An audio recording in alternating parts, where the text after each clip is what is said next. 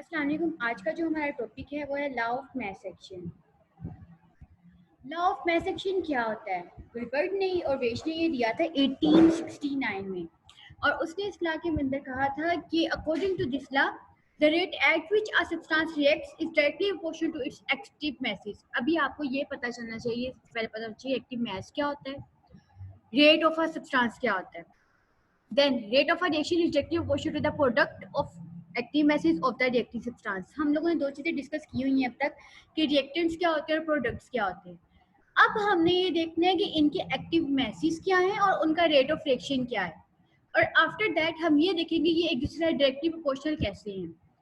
हमें सबसे पहले ये पता है रेट ऑफ रिएक्शन कहते हैं स्पीड ऑफ रिएक्शन, कि रिएक्शन कितनी स्पीड में फॉरवर्ड जा रहा है या कितनी स्पीड में रिवर्स जा रहा है। अब देखना है एक्टिव मैस क्या है। सबसे पहले हम एक एग्जांपल लेते हैं जिसके अंदर एक्टिव मैस कंसीडर करना है मोलर कंसंट्रेशन के ऊपर, जिसके पास एक यूनिट होता है। हमेशा मोलर कंसंट्रेशन का एक ही यूनिट होता है, मोल पर डेसीमीटर क्यूब, जिसको हम स्क्वायर ब्रैकेट से शो करते हैं। इसमें क्या करेंगे, सबसे पहले एक एग्जांपल है, एक रिएक्शन है ए बी।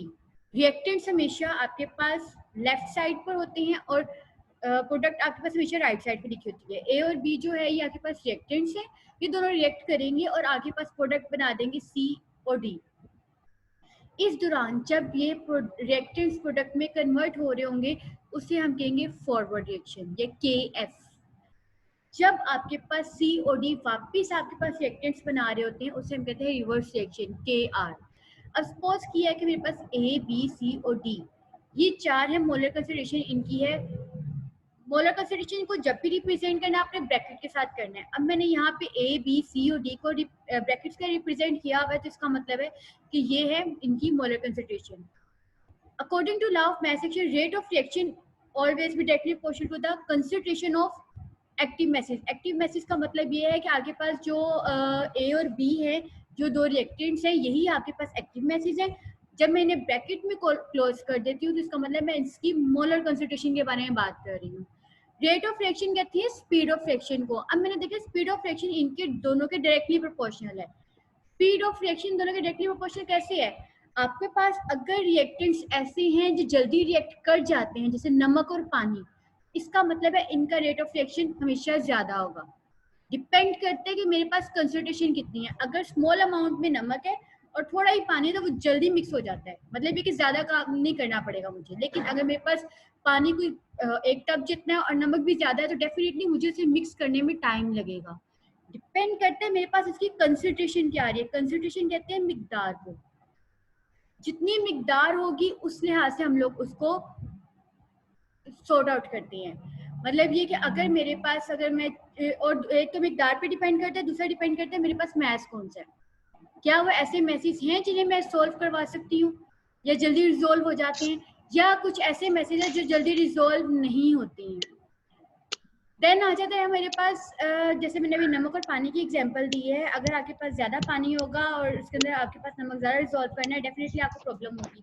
दूसरी बात है कि अगर मैं पानी के अंदर चीनी मिक्स कर रही हूँ और दूसरी तरफ नमक मिक्स कर रही हूँ तो नमक जल्दी मिक्स हो जाता है एज कम्पेयर टू चीनी के। इस तरह से हमारे पास ये चीज़ डिपेंड करती है कि मेरे पास मैस क्या है। दूसरी डिपेंड करती है मेरे पास इसकी कंसंट्रेशन क्या है, इसकी मिकदार क्या है। मिकदार कम होगी तो डेफिनेटली जल्दी रिजॉल्व हो जाएगी। जैसे अगर हम खाना बनाते हैं तो खाना बनाने के अंदर हम लोग देखते हैं कि अगर मैंने कम खाना बनाना है, थोड़ी हंडिया बनानी है, तो वो जल्दी बन जाती है। एज कम्पेयर टू अगर मैंने ज्यादा खाना बनाना है या देग बनानी है, डेफिनेटली उसमें टाइम लगता है। तो रेट ऑफ फॉरवर्ड रिएक्शन मतलब मेरे पास जो स्पीड है फॉरवर्ड रिएक्शन की वो क्या आ रही है, वो डायरेक्टली प्रोपोर्शनल आ रही है इन दोनों के प्रोडक्ट के।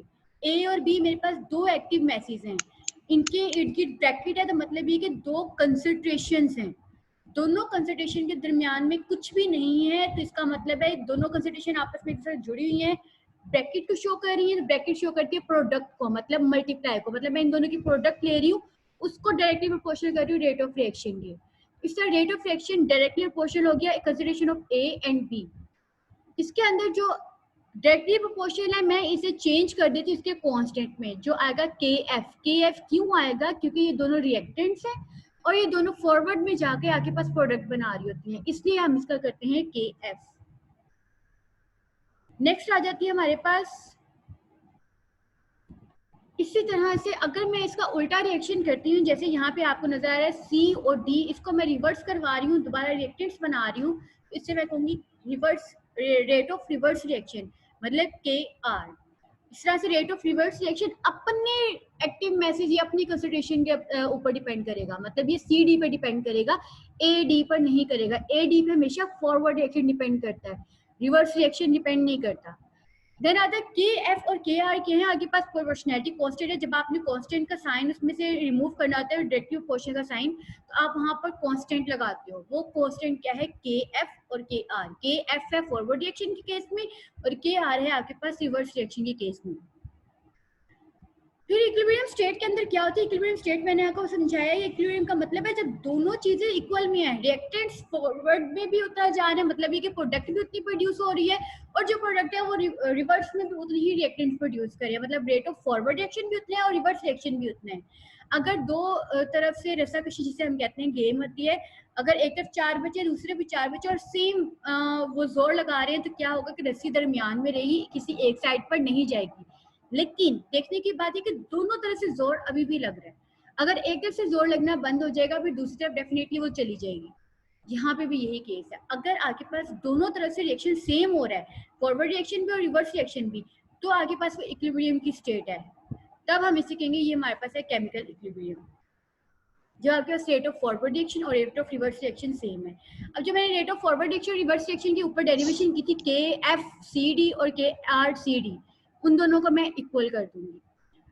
यहाँ से मैं के एफ को और के आर को एक दूसरे से डिवाइड कर दूंगी। जब मैं उनको डिवाइड करूंगी तो क्या होगा आपके पास, इसको हम कहते हैं क्रॉस मल्टीप्लिकेशन, वो हमने यहाँ पर करनी है। देन हमारे पास के सी आ जाएगा। के सी क्या होता है आपके पास? Totally chemical totally equilibrium constant को हम कहते हैं K C. Don't turn your page.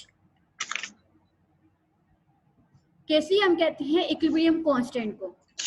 तो के सी क्या है आपके पास? इक्विलिब्रियम कांस्टेंट है जो के एफ और के आर की इक्वल आएगी, मतलब इनके जो रेट ऑफ इनके जो आएगी डिवीजन उसकी इक्वल आएगी, रेशियो ऑफ के एफ एंड के आर। देन आता है अगर हमारे पास जनरल मास रिएक्शन होगा तो उसमें क्या होता है कि जनरल मास रिएक्शन में कोई ना कोई कांस्टेंट होता है। यहाँ पे आपको एक वही नजर आ रही है जिसके अंदर है ए, जो स्मॉल ए है ये कोएफिशिएंट है, ऐसे स्मॉल बी कोएफिशिएंट है, स्मॉल सी कोएफिशिएंट है, स्मॉल डी कोएफिशिएंट है। जो ए और बी है ये दोनों रिएक्टेंट्स हैं, जो सी और डी है ये दोनों प्रोडक्ट्स हैं। तो क्या होगा कि आपके पास रिएक्टेंट्स और प्रोडक्ट्स के साथ जो कोएफिशिएंट्स होते हैं ये उसकी पावर बन जाती हैं। इसे हम कहते हैं कि जब दोनों के प्रोडक्ट्स तो लेने लेकिन उसके साथ उनकी पावर्स लेनी है आपने। ये होगा मेरे पास एक जनरल रिएक्शन का। ये पावर सी और डी 4-5 भी हो सकता है, 2-3 भी हो सकता है, ये डिपेंड करता है। जैसे कि यहाँ पे अभी आपको नजर आ रही है कि एग्जाम्पल N2O2 और 2NO बन रहा है। जो N2O2 है और 2NO बन रहा है, इसके आप अगर आप लोग इसके केसी निकालोगे तो इससे पावर जो होती है वो ऊपर चली जाती है। याद रहिए जो पावर ऊपर जाती है वो कोएफिशिएंट जाता है। N2 की पावर ऊपर नहीं गई, 2NO की गई है। तो ये डिपेंड करिए, N2 डिपेंड एक्सप्रेस करता है कि इसके पास 2 नाइट्रोजन के मॉलिक्यूल हैं, 2NO रिप्रेजेंट करता है कि इसके पास 2 NO के आपके पास प्रोडक्ट आई हुई है, मॉलिक्यूल्स आई हुई है, लेकिन ये आपके पास प्रोडक्ट बनी हुई है, इसलिए आप लोग इसको कहोगे कि ये आपकी इसकी पावर है, जबकि जो वो है वो एक मॉलिक्यूल को रिप्रेजेंट करे। मॉलिक्यूल उधर एक है, उसमें 2 नाइट्रोजन के एटम है। यहाँ पर क्या है कि मॉलिक्यूल आपके पास मॉलिक्यूल ही 2 हैं, N और O के 2 मॉलिक्यूल्स है। ऐसे ही आपके पास N2 और 3H2 है, जो 3H2 का 3 है वो इसकी पावर में चला जाएगा। और इस तरह से आप इसको एक्सप्रेस कर सकते हैं। इसे हम कहते हैं expression of equilibrium constant of this reaction. और सिर्फ इस रिएक्शन के लिए नहीं, आपने सबके लिए करना होता है। जो उसकी पहले होती है वो कोएफिशिएंट होता है, कोएफिशिएंट को आपने उसकी पावर बनाना होता है। उसका मतलब होता है इसके अंदर इतने मॉलिक्यूल्स मौजूद हैं, लेकिन N2 है तो इसका मतलब इसमें इतने एटम्स मौजूद हैं, उसको आप उसकी पावर्स नहीं बनाते हैं। Thank you.